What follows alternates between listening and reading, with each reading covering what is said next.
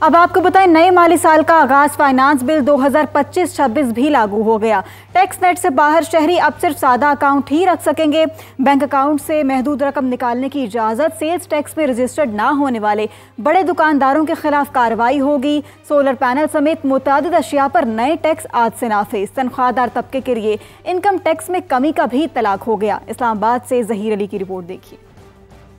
مالی سال 2025-26 کا فائنانس بل ایکٹ کی صورت نافذ۔ پرانے ٹیکسوں میں رد و بدل اور نئے ٹیکسوں کی وصولی آج سے شروع ہو گئی۔ نئے مالی سال میں FBR کے لیے ٹیکس وصولیوں کا ہدف 14,131 ارب روپے مقرر۔ پیٹرولیم مصنوعات اور گاڑیوں پر 2.5 روپے climate support levy. Solar panels کی درآمد پر 10% سیلز ٹیکس عائد کیا گیا ہے۔ ہائیبرڈ گاڑیوں کے پرزوں پر 4% اور زرعی ٹریکٹرز پر 15% ڈیوٹی نافذ۔ آئی ڈراپ سمیت آنکھوں کی ادویات اور گلوکوز پر 10% کسٹم ڈیوٹی عائد ہو گئی ہے۔